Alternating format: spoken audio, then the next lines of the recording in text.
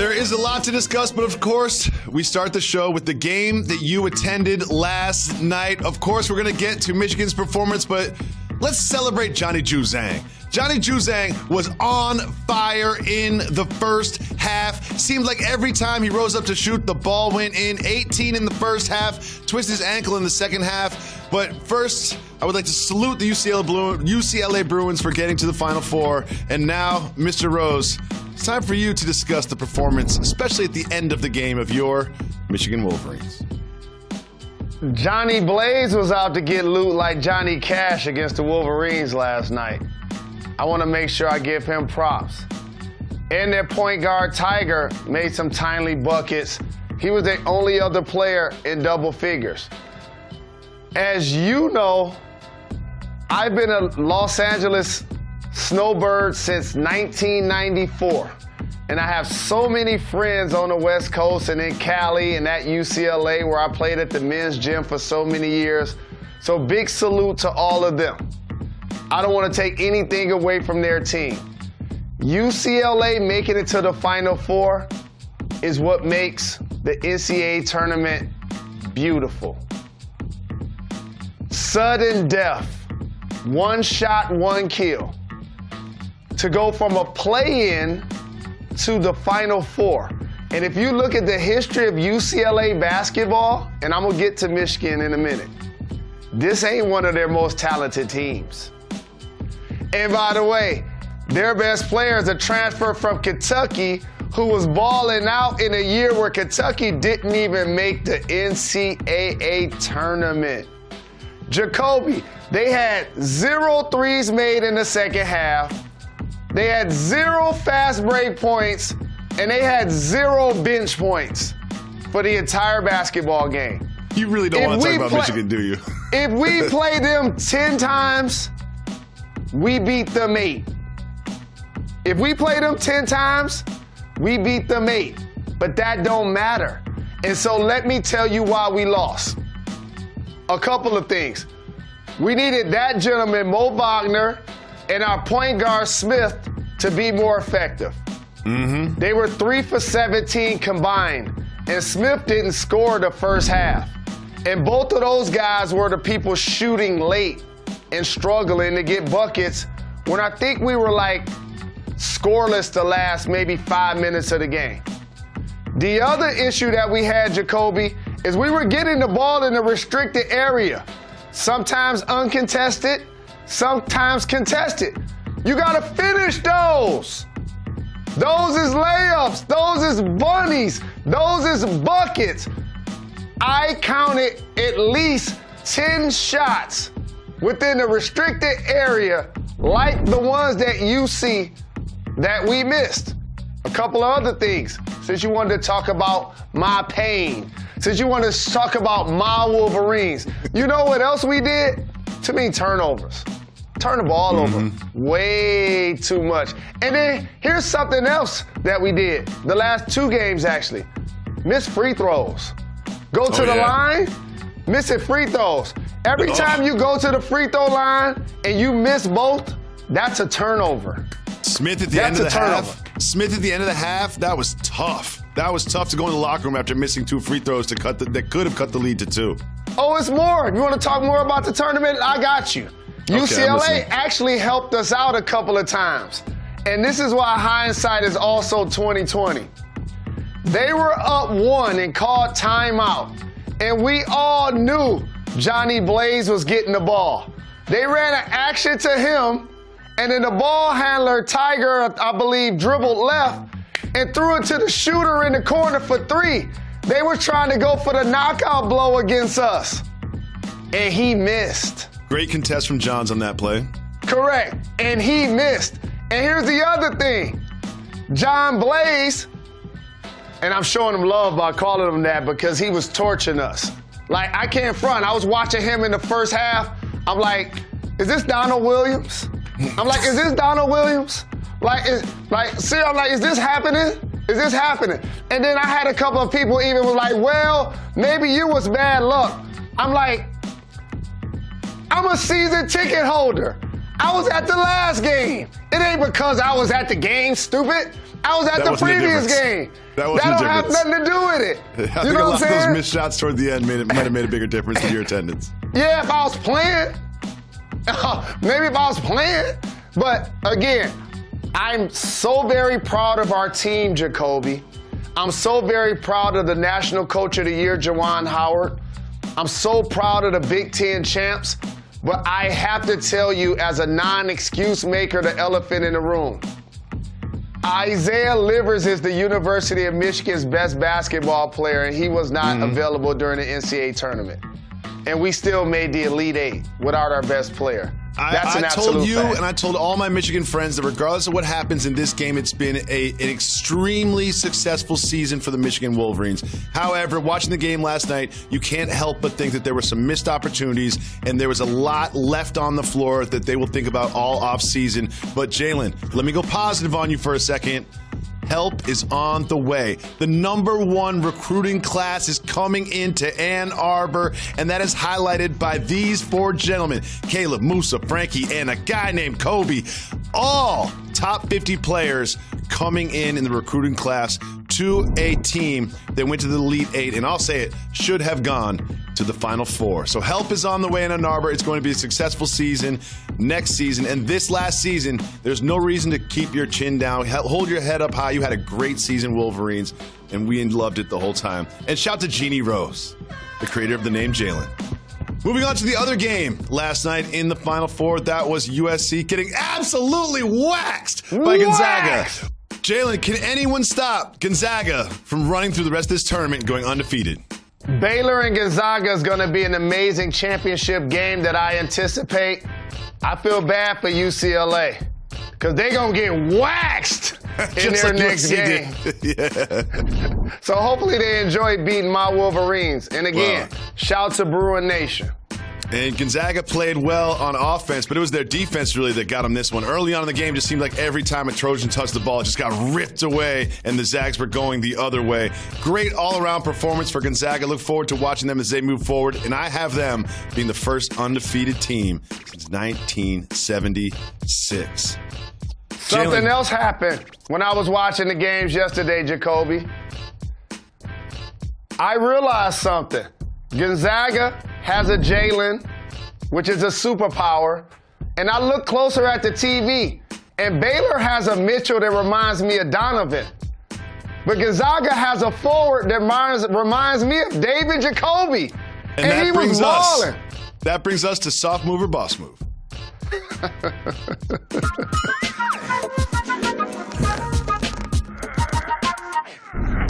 Jalen, I love Drew Timme. Everybody loves Drew Timme. He's got a handlebar mustache, and he gets buckets. However, after every one of his buckets, he celebrates. He's got a signature mustache celebration. He flexes his muscles. So my question is for you, soft move or boss move, celebrating after every single made basket? It's a boss move, and let me tell you why. People that average 17, 20 and above, they don't celebrate every bucket because that'd be too much celebration. Does that make sense? Sure. So for him, it's a boss move. And we should put your head on his shoulders. Because I played basketball with you, and your game and your body type and how you move, thank you, reminds me so much of my brother, David Jacoby, the stretch mark 4. That is the most flattering thing you've ever said about me, because his body type looks nothing like mine and his game looks absolutely nothing like mine. But then, of course, just in Jalen fashion, after you say something nice, you say something mean and call me a stretch mark 4. Moving on to the NBA, our colleague Brian Windhorst has recently been on podcasts and on shows, and he was saying that LeBron James was recruiting Steph Curry during All-Star Weekend. Now, Mr. Rose, the question I have for you is this. At the end of this season, Steph Curry will be offered an extension of 4 more years to stay with the Warriors until he's 38 years old. Is it an absolute no-brainer, no question, that he's going to stay with the Warriors for what is his foreseeable future? To me, it's a no-brainer and a no question that Steph Curry's loyalty is going to be with the Golden State Warriors. I'm tired of media members and fans looking at Dame Dollar, looking at Giannis, looking at Bradley Beal, telling those players and encouraging those players to leave their current team because basically you're admitting that you're not good enough to help that team have the kind of success that'll make you want to stay long term. You think after back-to-back seasons of Klay Thompson being injured and fighting to get back and return to play with his splash brother, that Steph Curry will have the nerve to leave and he can sign another $200 million contract and over the next 5 years almost make $300 million? He ain't going nowhere.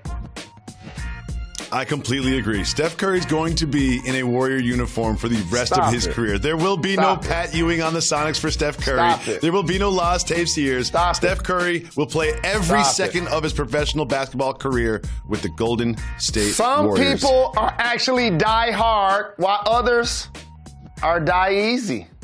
And that's me. Loyalty is completely overrated. What is not overrated is that man right there, Alfonso Ribeiro. America's funniest home videos host who made the Carlton Dance famous, joins us right after this. Stay tuned. You don't want to miss it. You're watching Jalen and Jacoby. Do you own or rent your home? Sure you do. And I bet it can be hard work. You know it's easy? Bundling policies with Geico. Geico makes it easy to bundle your homeowners or renters insurance along with your auto policy. It's a good thing, too, because you already have so much to do around your home. Go to geico.com. Get a quote and see how much you could save. It's Geico easy. Visit geico.com today. That's geico.com. Scott Van Pelt here. If you haven't checked out the podcast SV Pod, what are you waiting for? We're like right directly in the flight path for helicopters flying in and out of D.C. Otis the dog barking at deliveries. High-level intellectual conversation. Some gambling talk, talking with athletes, celebrities, musicians, and more. Also, we got my guy Stanford Steve riding shotgun, trying to keep me out of the ditches. Download and subscribe to SV Pod wherever you get your podcast. We certainly appreciate it. Rate, review, subscribe, all that good stuff.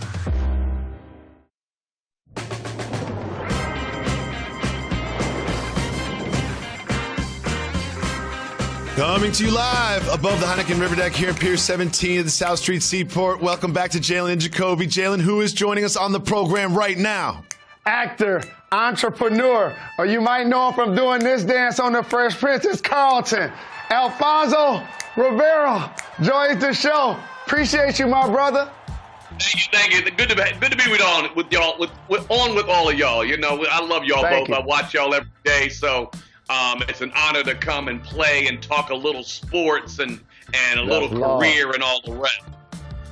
Well, we're excited to have you on. We especially want to talk to you about your Los Angeles Lakers.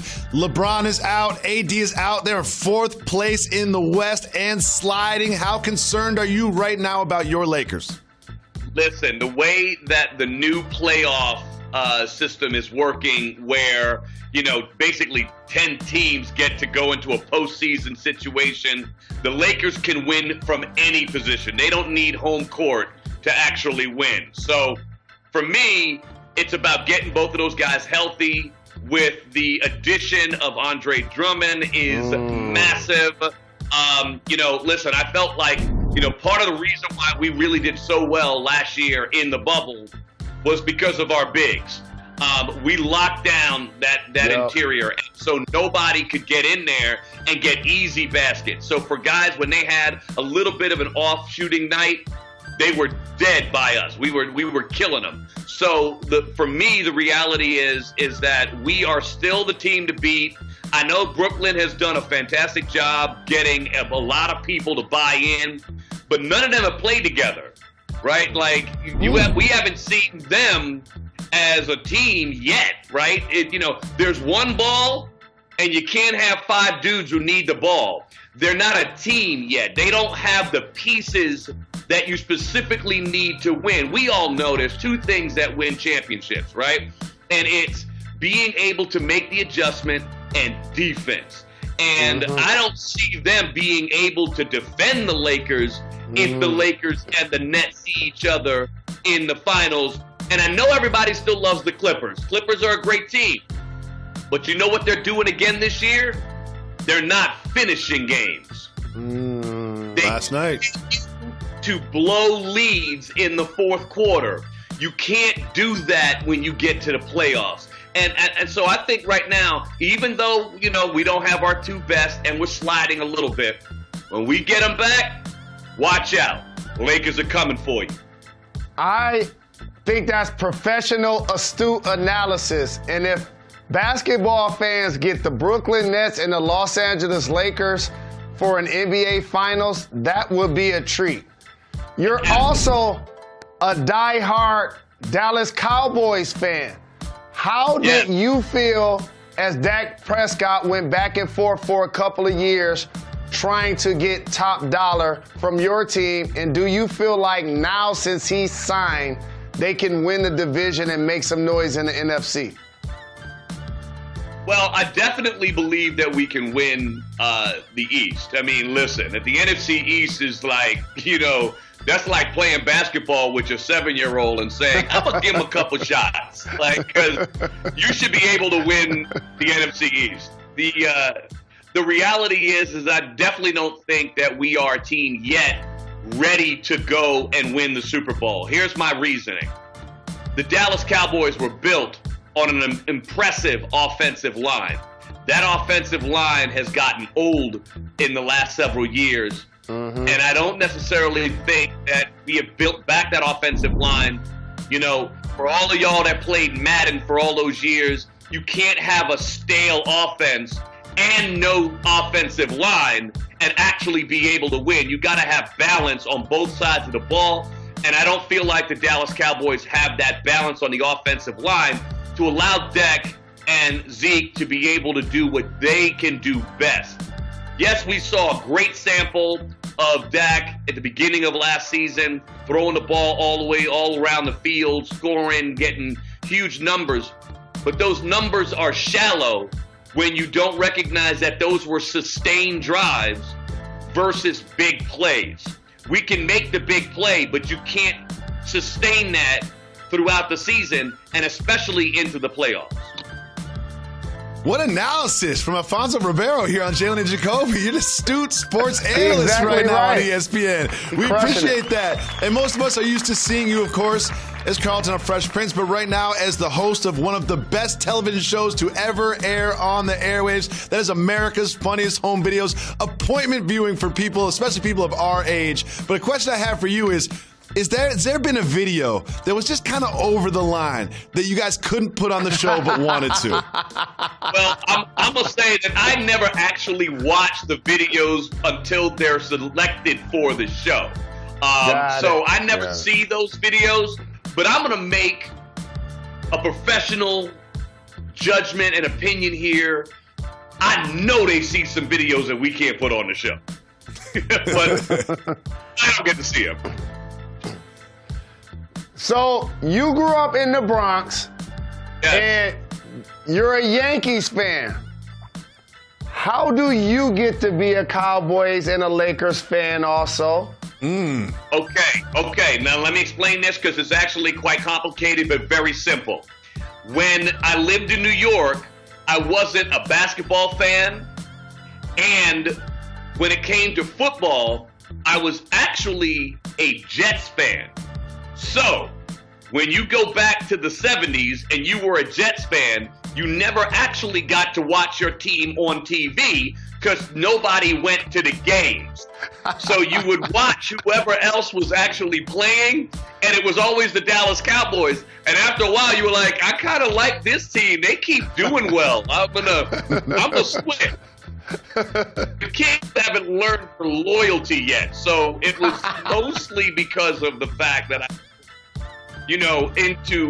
wasn't into basketball yet, so I wasn't a Knicks fan at that point. So I moved to LA, and it was the Showtime Lakers. So, what was I going to do? Not like them?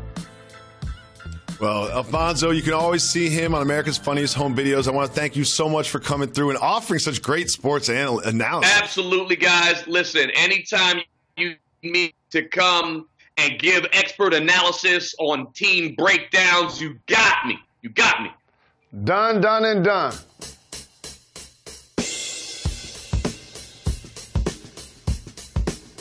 Got to give the people time. Give people what they want. Doubleheader tonight on ESPN. It is the NBA action starting with the Mavs against the Celtics. That's at 7:30. And then at 10 p.m., it's the nightcap, the Bucks against the Lakers. Sometimes videos need to be broken down in detail, and you and I need to go to the table. Jalen, what is Russell Westbrook doing at the end of the game here? Playing emphatic basketball, whether 36 seconds to start a game or to end a game. I never understood teams that are trailing that hold on to the ball and get lackadaisical. Continue to be a beast, averaging a triple-double the last 3 games. Russ, I see you out there, Brody. Jalen, huge announcement. The Earth, Wind, and Fire and Isley Brother Versus is going to be hosted by none other than Steve Harvey. What does that mean to you? It means classic, feel-good, adult music when groups were celebrated, not cliques, not crews, not record labels, groups. This is gonna be classic, and my brother Steve Harvey gonna have all of the jokes.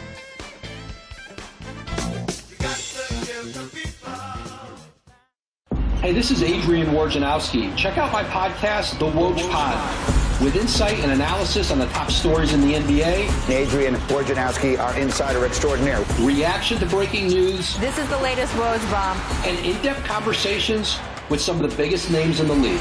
Thanks, Woj. Do it again. I'm good. Thanks for having me on the podcast. All right. Yes. Thank you, Woj. Appreciate you having me on. Listen and subscribe to The Woj Pod wherever you listen to podcasts.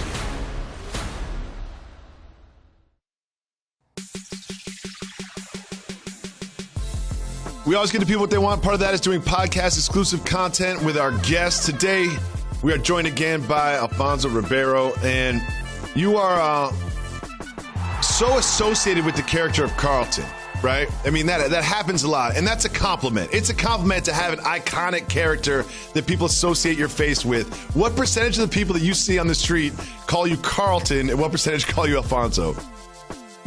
You know, it depends on, like, if we're asking it today, I would say the percentage is probably like 75% Carlton and 25% Alfonso.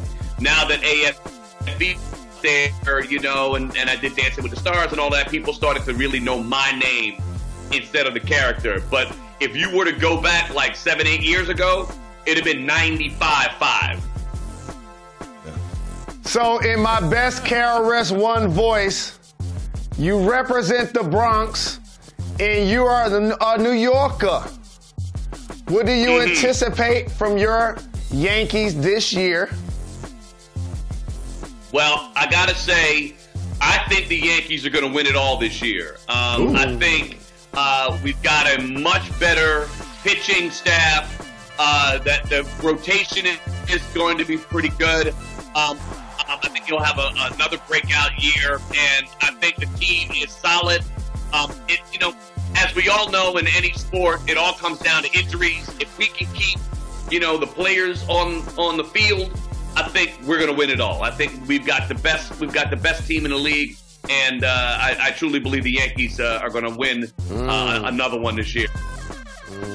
So we did a long breakdown about who is the greatest of all time. There's a lot of conversation when The Last Dance came out about Michael Jordan, and then LeBron wins his 4th championship in the bubble. But you brought up a name that needs to be more often brought up during this conversation. Explain who I'm talking about. Well, I think it's very clear. I think what happens is that as you know, we're all in our 40s, 50s, right, 60s, 30s, somewhere in there, where Michael Jordan was the one that kind of made us feel something, right? And we fall in love with the person that we spent the time watching. And so if you didn't watch some of the players from before, you don't really have that love of them. It's like when you listen to that song that reminds you of a moment back in your youth. That song is the best song in history, right? It ain't the best song in history. There's a lot of great songs. But Michael Jordan was absolutely one of the best to ever play the game. No doubt the best of that generation. But Kareem Abdul-Jabbar is the best, is no question to me, the absolute GOAT in basketball. Tell me this, is there a shot that is undefensible like the skyhook. Michael Jordan didn't have a shot that nobody else could do. Kareem Abdul-Jabbar was truly the unstoppable big man in history. Else had it, he scored. You know, it's because he played in a different era that we don't recognize his greatness today. I love Michael Jordan. Michael Jordan is, you know, GOAT A, right? Like he one half step behind Kareem Abdul-Jabbar. But Kareem Abdul-Jabbar is the GOAT. I like what you did there, my brother, and I personally want to thank you. Because each time I make sure any GOAT list gets made, Kareem gonna be in that top 2. For sure. Absolutely. Because he won 4 championships in high school, 3 in college, and couldn't play as a freshman. And the team that won it that year, his freshman team, beat them by 20. He won 6 in the league, 6 MVPs, and as you mentioned, is the NBA's all-time leading scorer. Like, literally, when you look at the stats, you drop the mic. Because at the end of the day, like, listen, Michael Jordan changed the game. Michael Jordan made the game sexy and fun, and with the dunks and the movement and all of this craziness off the backboard. And he, you know, but there was Dr. J before him. So Dr. J was doing that. Michael Jordan just took it to another level. Nobody was before Kareem Abdul-Jabbar. You look at Wilt, you look at Russell. Yeah, Russell had the team. If you're going to go on championships, right, which a lot of people like to do, then Michael Jordan ain't even in the conversation, right? Because Bill Russell's going to win that competition, right? If you go just on points, it ain't Michael, right? If you go on all-around game, right, it's LeBron, right? So where does Michael is the guy that changed it for all of us. So we have that heart, right? That feeling that, man, he's the best. Kareem Abdul-Jabbar, you go right here. Right there, done.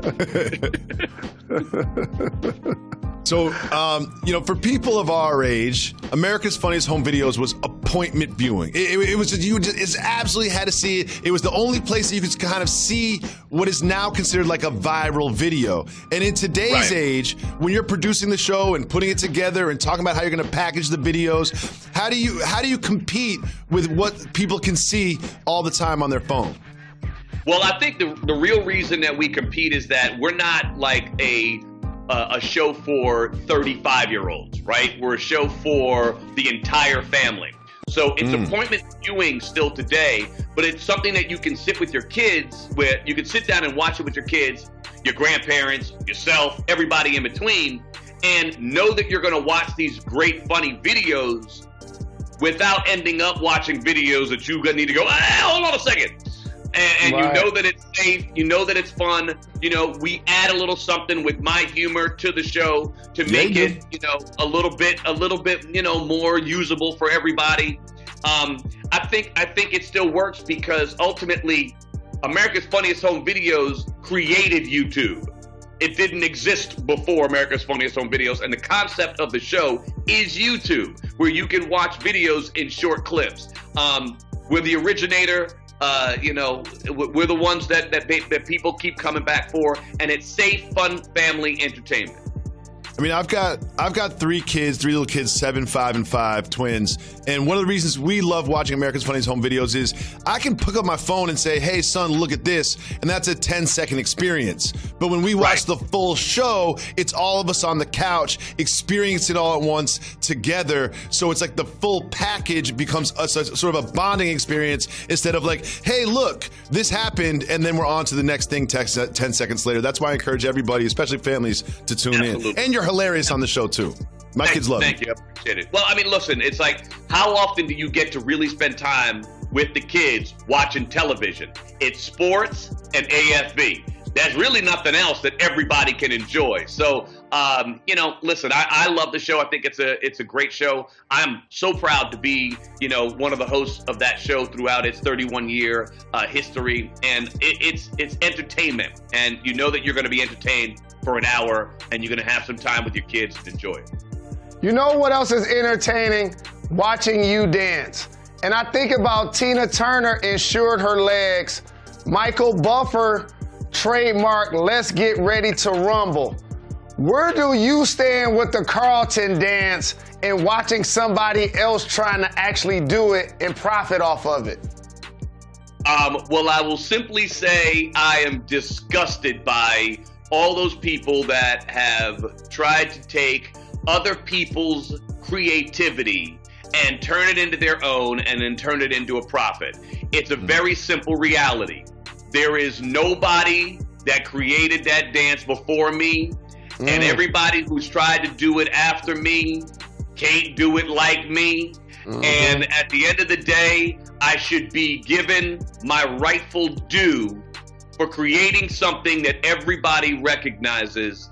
And all of these companies like Fortnite and whatever that have been profiting off of other people's creativity, what they have actually created, what they already made famous, is a shame. And it's a shame for all of those artists. It's a shame for everybody that's on TikTok that have created all of these great dancers, and then one person goes out there and puts it in the media and showcases it like it's their own.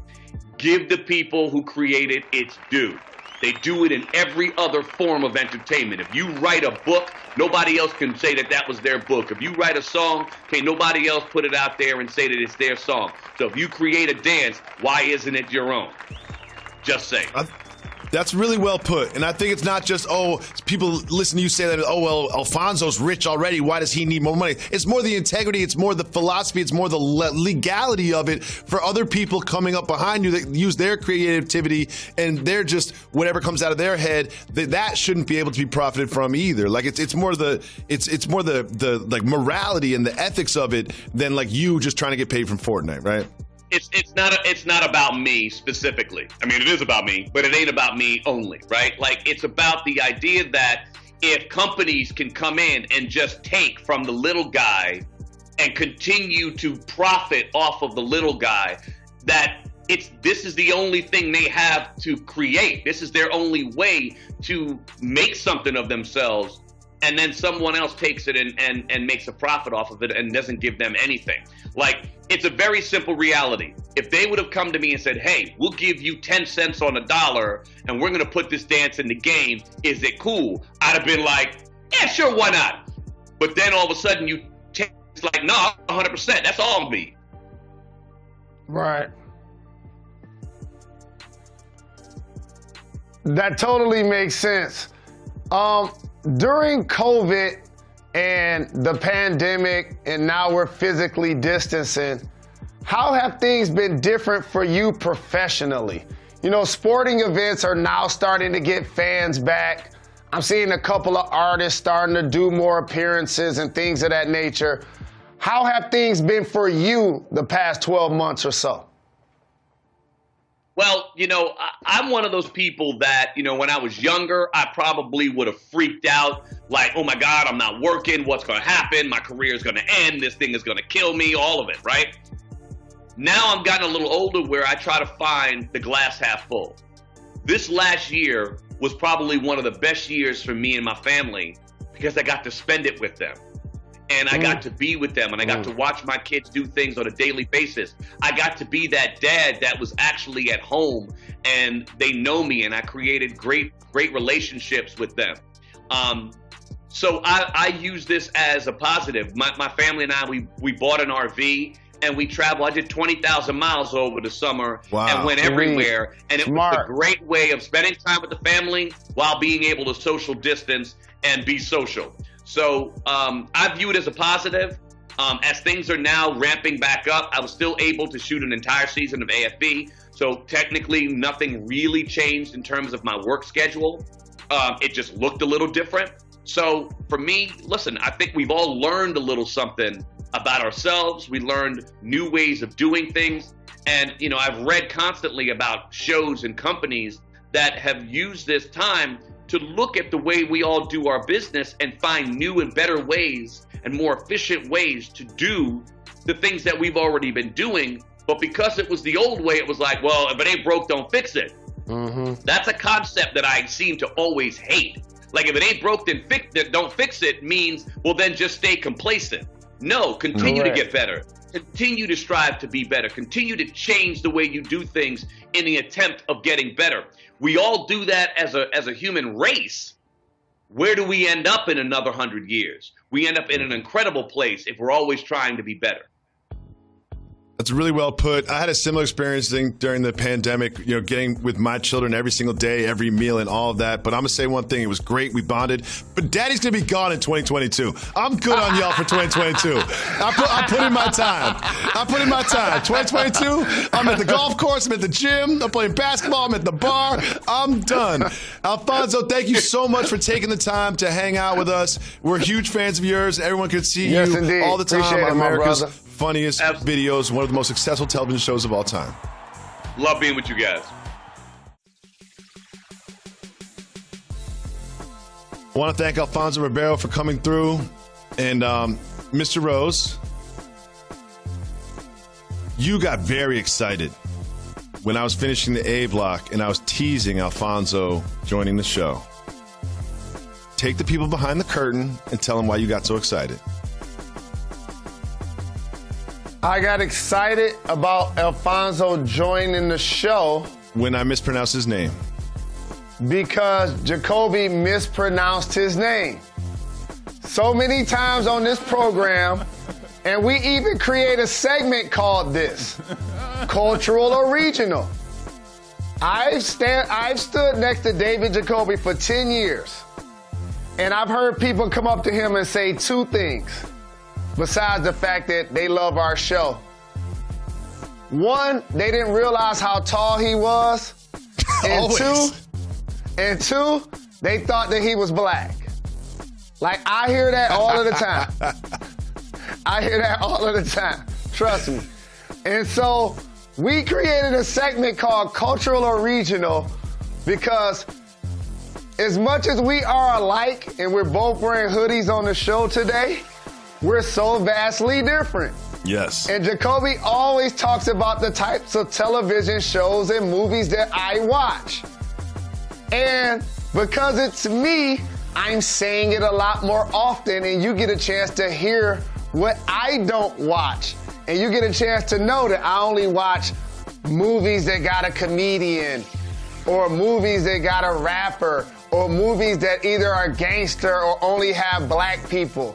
And we'll clown me for not watching the Avengers. But you know what I learned today? Jacoby did not know the name of an individual named Carlton from The Fresh Prince. His government name, on arguably, along, I guess, with The Cosby Show. The most popular black show in the history of television. That's like me not watching Happy Days growing up, or All in the Family. But now that I think about it, I watched Cheers, Making a Way in the World Today Takes Everything You Got.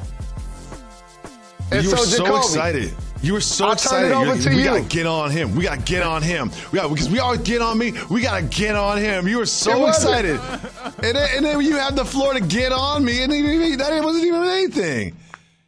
I just didn't say his name wrong. Ribeiro. I got it messed up. I felt bad.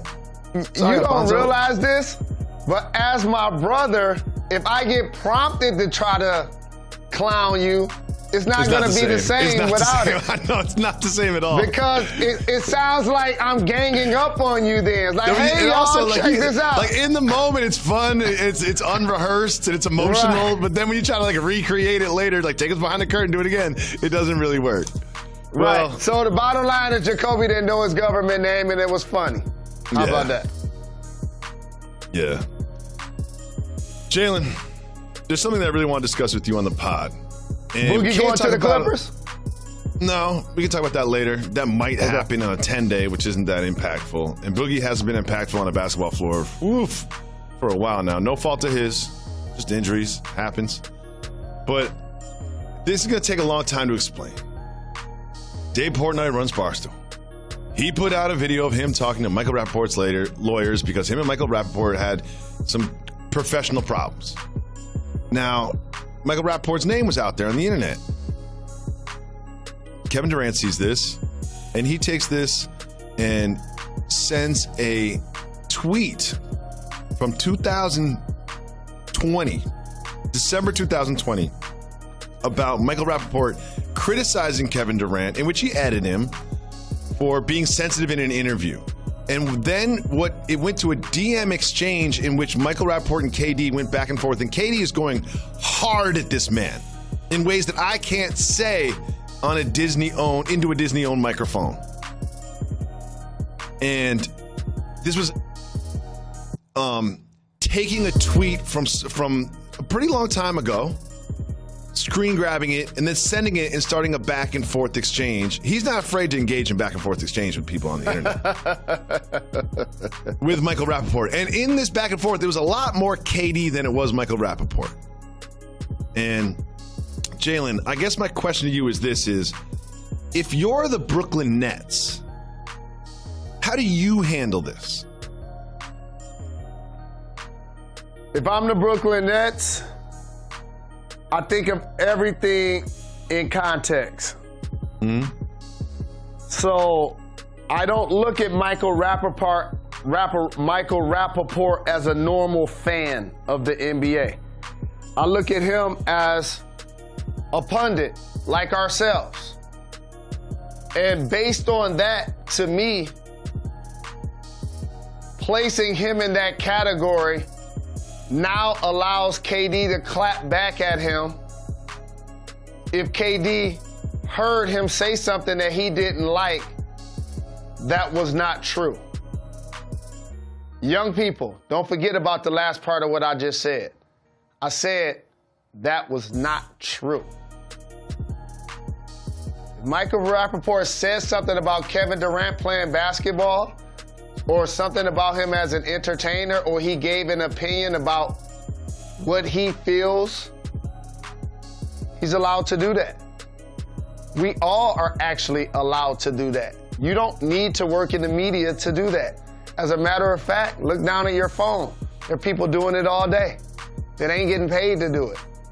So he's allowed to have his opinion. You don't get to have more an opinion about Kevin Durant because you're Shaq and you have 5 rings. But with that being said, what I saw in their exchange is 2 men that just don't like each other. They don't like each other. No. There are people, how about this? You see me smile every day. You want me to name the people that I don't like? I can. No, I'm good. It's about 5 of them. We don't need to do that. We're not going to do that. We're not going to do that, Jalen Rose. It's like 5 of them. No, I know you want to, but we're not going to do that right now. You can call me later and you can work out those issues. Okay. But one of the things that stood out to me from this is it was Michael Rappaport calling Kevin Durant sensitive, Kevin Durant remembering that, and then sort of like bringing it back up when his name is in the news, which makes me realize that he sort of harbors this resentment over time. You know, and maybe he uses this as motivation. Maybe if someone says that he'll never carry his own team, and maybe he'll flip that into motivation. But to me, like, what was it?